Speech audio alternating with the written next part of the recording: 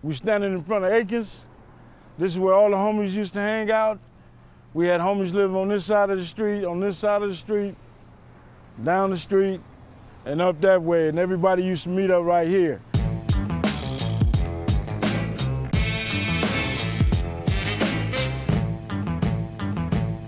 For violating my gang probation, and they sent me to prison. And that was the only time I've been to prison. Got out of there, it wasn't nothing in the penitentiary, man. It wasn't nothing in there. So there was no need for me to go back. So actually getting in there with Suge and start doing my thing with Suge pretty much saved me, because I could have went right back to the same old shit. And the only thing I knew is to go back on the block with everybody else. But instead of doing that, I'm flying to North Carolina and doing all this other shit with Suge. So, and making money, putting money in my pocket. So I was cool. I was cool. So your brother Buntry was already in prison around that time? Buntry was doing a 9-year bid for choking out a police dog, and they gave him attempted murder. And he was doing time for that, and he paroled in 89, 90, I believe. And that's when he came. I introduced him to Suge, and he came to death row. So he got attempted murder on a dog? A police dog. Because they treat the dogs as a person in the police. And he was hiding under the house, and the dog went under there, and the dog was biting him. Well, he had the scars where the dog was trying to drag him from under there. And he grabbed the dog and got a hold on him and was choking his ass out. And they heard the dog, and the police went up under there and got him and gave him 9 years for the shit. Okay, so he never went to jail for what he was running for in the first place? No. He went to jail for choking the dog. Choking the police dog. Okay, so he paroles in 89, 90. You'd already been out about a year at that time? Yeah. A year or two? Yeah. But you in that year or two, you're getting close with Suge? Yeah, me and Suge was tight. So when Alton came, Alton didn't know Suge. And I introduced them. Alton came to work and been there ever since. Suge went off to school, college, and did all that while we remained here doing our thing. And then when I went to prison, I guess he heard that I had just got out, and he drove up that next morning and looked out for me, said, "I'm taking a ride, you wanna go?" I took a ride with him and been riding with him ever since. Buntry come home, because every time I talk to him on the phone, "Man, save a spot for me, save a spot for me, don't let that shit in." I ain't gonna let it in, it ain't going nowhere. And when he came home, hooked him up, and there we go. Buntry didn't mind flying. Me, I got a problem with flying, so it was like, man, you fly with him, go ahead. I wasn't tripping, Buntry my brother. So eventually, he got real close with him, and he just started doing his thing with him, which was good. He was his #1 guy.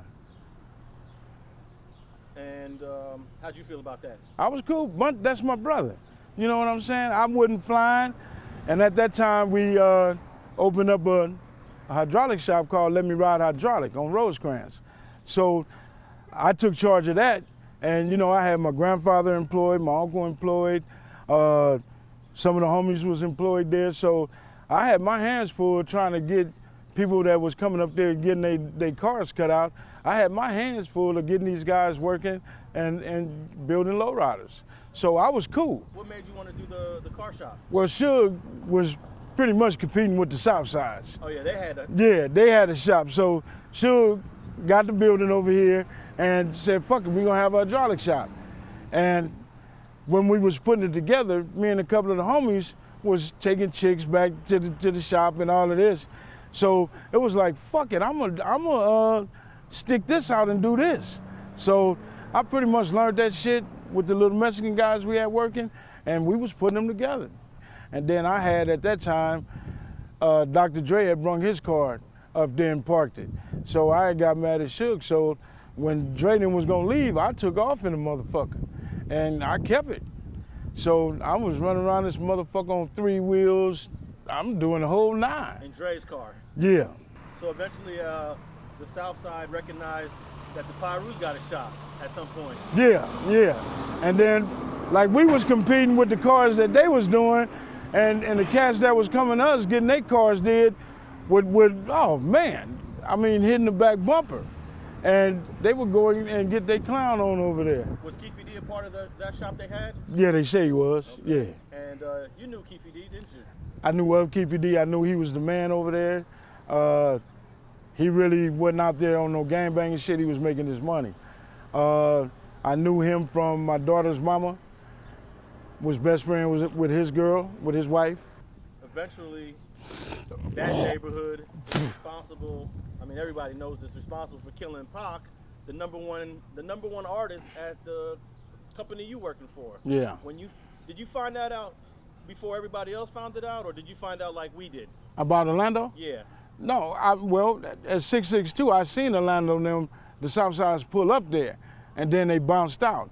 There was too many police. If they wanted to do something, they couldn't. Too many police up there, and then we heard about what happened at the MGM, the fight. So after the fight, and then Tupac got killed, you didn't have to assume who did it. I mean, them guys did what they had to do, what they were supposed to do. And you already knew right off the bat, Southside. Southsides did it. Did you even say Keefe D? No, I didn't say no name. I said it was just Southside. When you found out Keefe D was in the car, how did you feel about that? Well, when we found out, I don't want to, put my daughter, mama out there like that, but, they were bragging about it. Orlando was bragging about it over there on Burris, and they pretty much put a confirmation on it. And niggas was taking off anyway, whether they said who it was or not. Everybody that was there is at fault because Tupac's supposed to have been treated as an artist, not one of the homies. And that's what got him killed. He was acting as if he was one of us, and he was not. And Suge is the main one at fault because he should have told everybody, under no circumstances do y'all allow him to do anything. We gonna do the fight, we gonna bounce. He could have grabbed Tupac by his motherfucking shirt and told him to sit the fuck down. They didn't do that. He went, did what he did, and they all followed him out. That ain't how you're supposed to be. If Tupac swung on him, they should have grabbed Tupac before they commenced they joined in with Tupac. They shouldn't have did that. They should have snatched Tupac about that shit. You know what I'm saying? And then why the fuck they in the head of the motherfucking pack? They should have been in the middle of the motherfucking pack. Because if something happened, all the other cars can block them off, either way. And now you trapped. They just fucked up, man, and they didn't do it like they would normally do some other shit. You know what I'm saying? As we caravan, it was just all wrong. So when all this went down, you was at the 662. 662. What was your responsibilities at 662? My responsibilities was I was the head security. I was watching the door. I was making sure these cats paid and all that other shit, and make sure the homies stayed in control. When did the news get to you that they just shot Tupac and Suge? It got back to us. Reggie was up at the 662 with us. And Alton called and said that Tupac got shot. When they said Tupac got shot, I said it was about 2:30 something. Suge come and said he was gonna be all right. So motherfuckers kept doing their thing. And then you hear, well, the only one left was Heron. Heron left and went to the hospital. And Heron never came back. And when they shut 662 down, they said Tupac was doing good, that he was doing good. And we went home. After we came home, they said he was dead. Was that the end of the club, 662? Did you guys ever do another nightclub? That was it. That was it. That was it. After Snoop Dogg trial, well, a little bit before Snoop Dogg trial, I was like getting tired of it because now we got the homies fighting each other.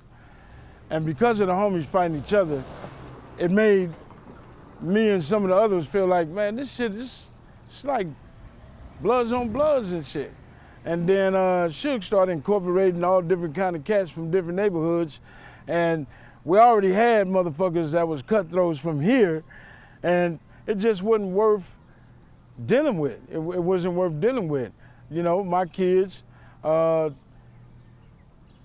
didn't want no part of that type of shit. I didn't want no part of it. And I just bounced. After the Snoop trial, I came, I did that, and I just went back into my shell. At any point, did you miss those days? No, And your brother was already deceased at that when you made 2002. Alton was still here when I made that decision. Okay. Yeah, I was backing away from him, and me and him got into it on a few occasions over the shit that was going on. And, you know, it was, back then I used to drink a lot, and it was, oh, you drinking too much. You don't know what you're talking about. And everything I said to these dudes, it came to pass. Look, at the end of the day, everybody is back in the neighborhood or in the penitentiary. Suge Knight, $500 million, in jail, doing 28 years, and no money.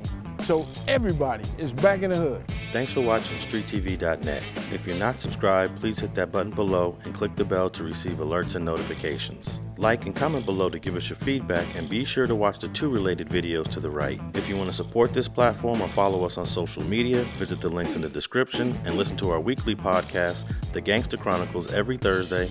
And thanks for watching StreetTV.net.